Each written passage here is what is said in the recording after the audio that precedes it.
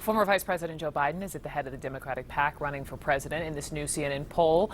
He has extended his lead, actually, from the last survey. You can see Bernie Sanders and Elizabeth Warren pretty much share the second place spot. And then take a look at Kamala Harris, dropping a whopping 12 points. The CNN poll also found a majority of those surveyed want ffirst and foremost a candidate who can beat Trump. And that falls right in line with some comments from Dr. Biden, the former vice president's wife, who seemed to say out loud what perhaps many of those polled may be thinking. Here she was. I know that not all of you are committed to my husband, and I respect that. Your candidate might be better on, I don't know, health care than Joe is. But you've got to look at who's going to win this election. And maybe you have to swallow a little bit and say, okay, I sort of personally like so-and-so better. But your bottom line has to be that we have to beat Trump. Jess McIntosh was Director of Communications Outreach for the Hillary Clinton campaign, and Rich Benjamin wrote the book Searching for Whitopia, an improbable journey to the heart of white America. So great to see both of you.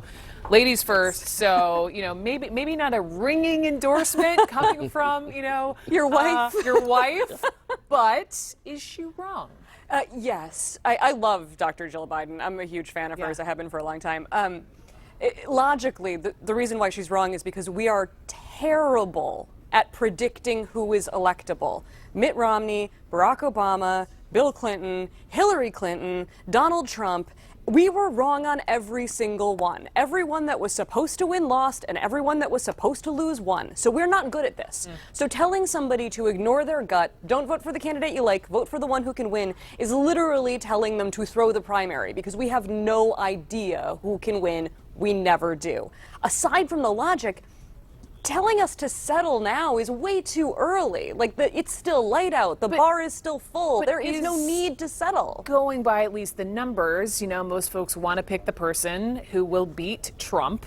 Is, electability, is that settling, though, if you want to pick the person who's going to take down the man in the White House, to you? It's totally settling. We haven't been through the primary yet. Yeah. And we think those numbers are artificially inflated because of his name recognition coming out of the gate. And I just think those comments, they're not a good look for the campaign and not a good look for her either. You said it was embarrassing, was something I read. It's embarrassing. Because for whom? For the campaign and for Dr. Biden. And I say that because it sounds a little cocky. As Jess says, it's patently not true. But, I guess they're trying to get inside the other opponent's head and to create this air of inevitability. But a lot of people just aren't buying it. What about Senator Kamala Harris? I mean, she had that killer first debate, right? She really took on Joe Biden and did well. And then we've watched her do this, given that last poll, down 12 points.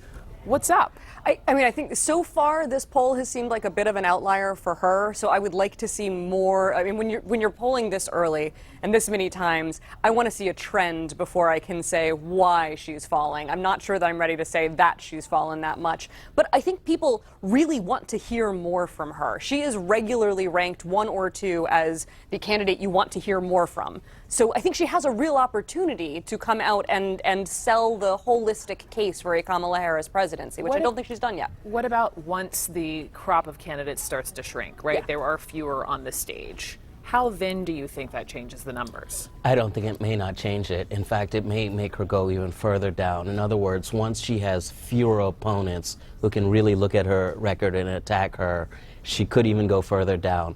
But it speaks to an important point, which is she really came out of the gate strong. She did. And in this race, the Democrats have no margin for error. And Biden keeps making all these errors, and she's made some errors, and your poll numbers are going to reflect that.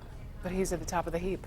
At least so far, I hear you saying it's early and don't settle. That's my And takeaway. he was the vice president for our favorite president. Of course he's Democrats' favorite right now. People are still tuning in. It's still August. Okay. Yeah. Okay. Thank you both very much, Jess Thank and you, Rich. Brooke. Good to see both of you.